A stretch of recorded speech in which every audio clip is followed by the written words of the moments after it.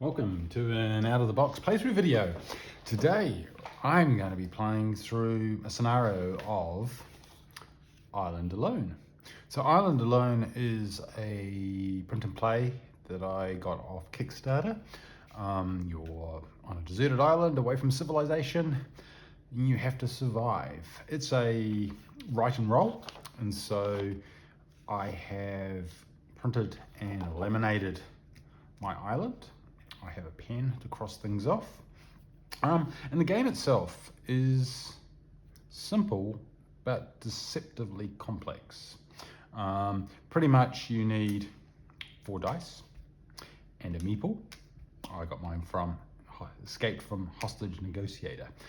Now he's on a deserted island.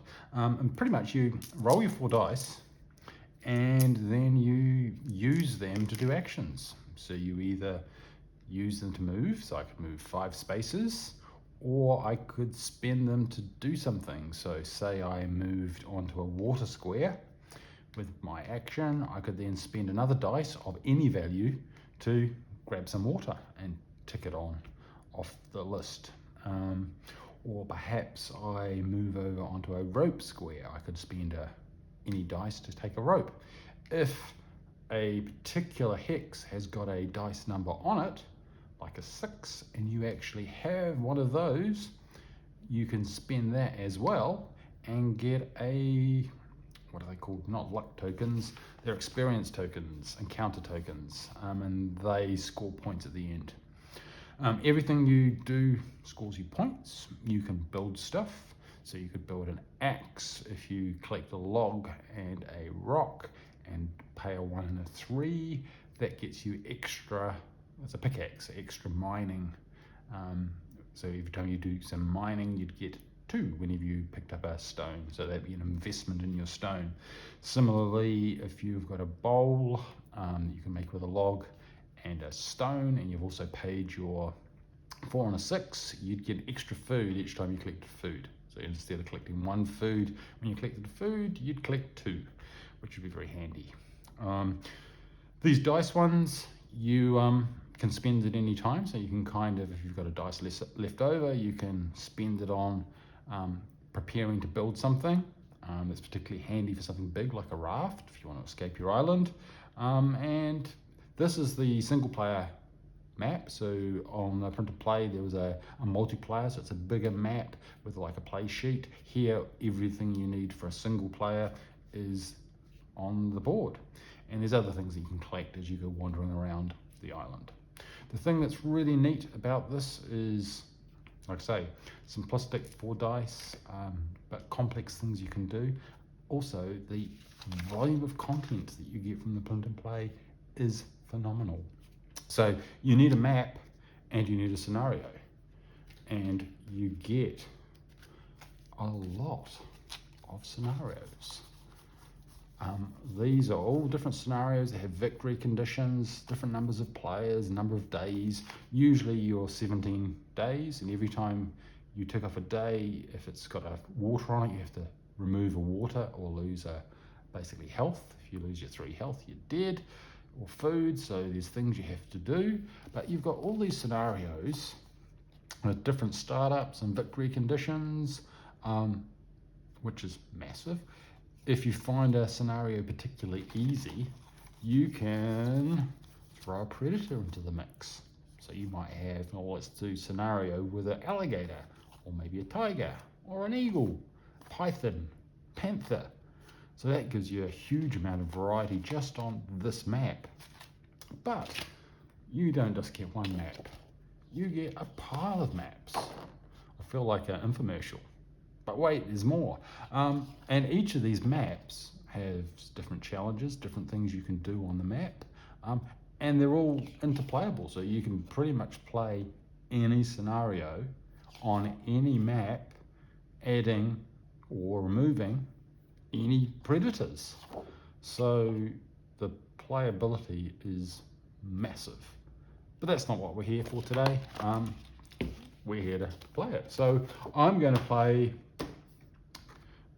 the scenario called Escape from the Island. It's for 1 to 4 players, and I'm playing 1. I've got 17 days to complete. My victory condition is I have to build a raft and escape. Before day 17, I get extra bonuses for every day before I've escaped. I get to basically have to create a raft, which is this one here. I have to have enough 2 units of food and 2 units of water to escape on the raft, and I have to have 5 survival points. So these survival points are the things, and counter points are the things that you can pick up as you go through. Every time you collect anything on the map, you cross it off, so you can only collect anything once. And once you've got conditions are met, you must go to a border that's got water. Yeah, so without further ado, let's have a go. Oh, the one thing that you can do at the beginning is you get to either have a flask or a bowl. I think I'm going to have a flask. So I'll put a tick on that, because that gets me an extra water, and I'm going to need water. According to the scenario, you can start anywhere you like. I like a bit of randomness, so I'm going to try and roll my dice and take the place with the smallest dice. So that's kind of, we'll say I start here. Other things of interest on the map, I guess while we're here, is you can't move through trees, and there's lizards. And you can only move into a space with a lizard if you've got a bow, in which case you then have to match the number of the lizard to kill the lizard, but then you get food from the lizard as well. All of this is spelled out in great detail and with examples in the printable instructions. But I don't even need the instructions, because pretty much everything you need, particularly for this scenario, is on this map. So, let's move and I'm just going to adjust the camera to make sure that we can actually see what's going on. Here's my dice tower, and let's go. So, 4 dice, turn 1. It's probably going to be noisy. Okay, so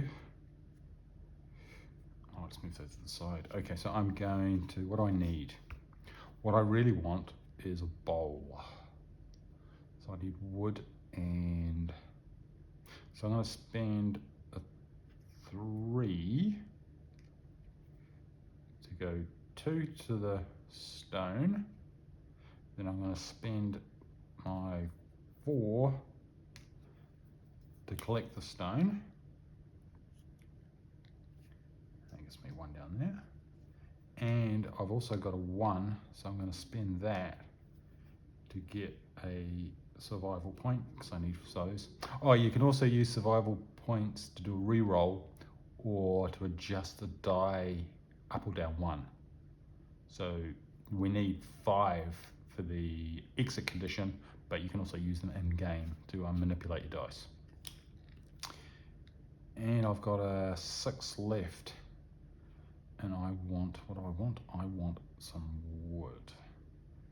So I'll go running down there. 1, 2, 3, and I'll stay there. Okay, so that's the end of day 1. Easy. And we roll our 4 dice again. Okay, so I'm going to spend my 6 because there's a 6 dice on there, so that'll get me another survival point. I'm going to spend my 1 to grab the wood. And what else do I need? I need a 4 and a 6, so that's not going to help. So I should have used that 6. Never mind. I'll use a 3 to move here, and then I'll use a 3, well, it's in anything, to collect the water. And because I've got a flask, I get 2 waters for that. And that's the end of day 2.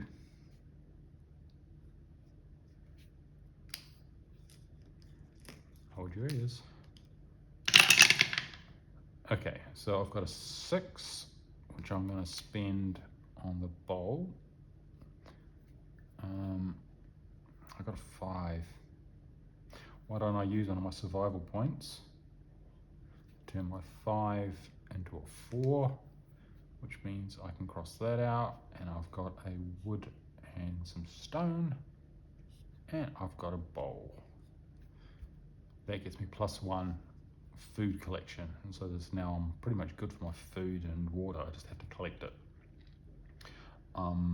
What else? What can I do now? Oh, okay, I can do that now. So I've got a 2. I can move 2 on 2, and I'm on a food item, berries. So I'll just use that dice to collect. Because I've got a bowl, I'll get 2 food,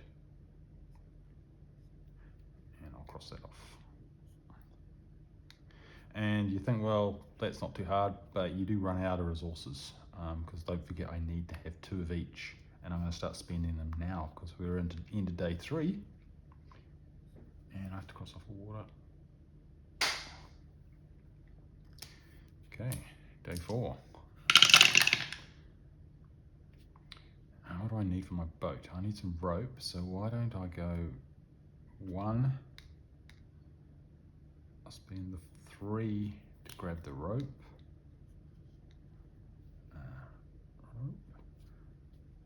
There was a 2 under there, which I will then spend to get another survival point. And then I've got a 5 left. Why don't I go use my 5, 2, 3, and then I can pick up the food next time. End of the day, got to use some food. And roll the dice. Okay, so I'm going to use the 3 to collect some food. That gives me 2 more. Then I will use 3 to move 1, and then I'll click some. In terms of full disclosure, I've played this scenario before. I thought, hey, I better have a practice before I do a video. So I kind of know what I'm doing. What else do I need? I need a 6, but I don't need a 6. So I need to start building my raft. Why don't we go for a bit of a run over there? So I've got 6, so that's plenty. 1, 2, 3, 4, 5. End of day, use up another water. I have to get some water soon, otherwise I'm going to get thirsty. Okay. Ooh, some low numbers. Okay, so I'm going to use 1 to get another survival point. I'm going to burn through another 1 to make a start on my raft. I might as well spend a 2 to get the wood. And the 4 to make a start on my raft. And because this is laminated, I can just rub all this off at the end and reuse this map. End of the day, I'll use some food. Okay, next day. Ooh, some low numbers there. Oh well. 3. Oh, what about it? I got 3 1s, so that's not going to get me very far. I want 1, 2, 3, and I'll use 1 of them to get some rope. And that's all I need. And then I've got 2 1s. Oh, okay, 1, 1. And then I'm going to lose my last water. We're not dead yet. Okay, end of the day. That's more like it. Okay, so while we're here, we might as well, I'll use the 2 because I need that for my raft. I'll use a 4 to have some food. And then I will use a 4 to move on to the water, and the 6 to collect 2 waters using my flask. Okay, end of day, there's a food, which is fine.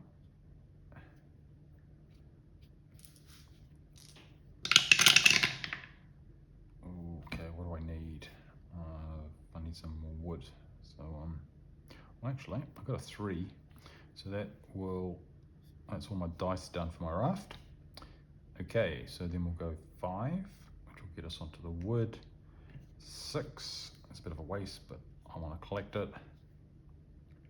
And there's a 1 there, so I'm going to use that 1 to get another survival point, because I need 5 before I can exit. And today, there's a water. Okay. Let's come together. What I just need some stone. And I can't go through, I'm going to go round. I'll use a 6. 1, 2, 3, 4, 5, 6. And I'll get a 1. And I'll spend my 3 to get my stone.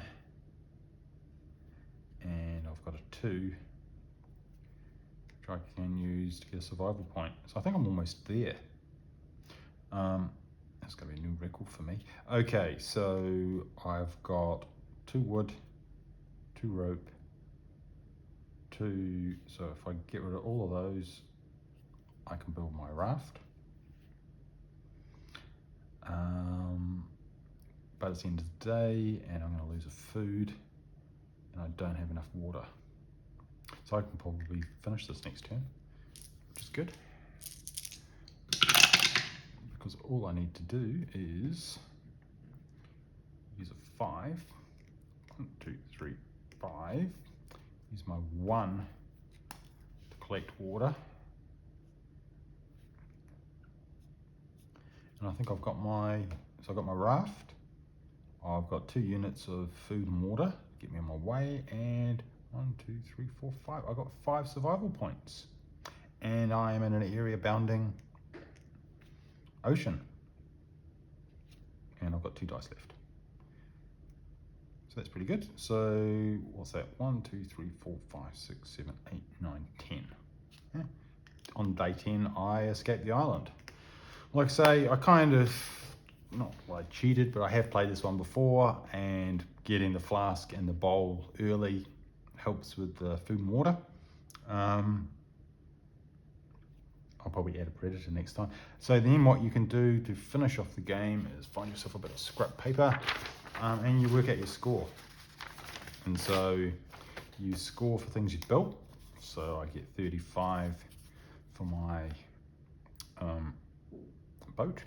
I get 6 for my bowl that I built, and I think I get 5 for every day. 5, 10, 15, 20, 25, 30, another 35 for my days I didn't use, and you'd get points for other things that you didn't spend either. But these things have all been used, so I don't get anything for those. So if I added those up, it's 30, 70, 76. And so what did I do last time? Last time I got 66. So I got a better score this time. But I knew what I was doing. Anyway, that gives you a flavour. Like I said, that's one of the easier ones to do, because you get some stuff up front. You could spice it up by adding a predator who will run around and chase you. There are lots to do, and the different maps have got different mechanisms for. This one's got little islands. I think there's one that's kind of mountainous. There's one that's a volcano. Adds a bit more excitement. So yeah, lots of variability if you like island survival. And that is a quick playthrough of Island Alone. Good fun.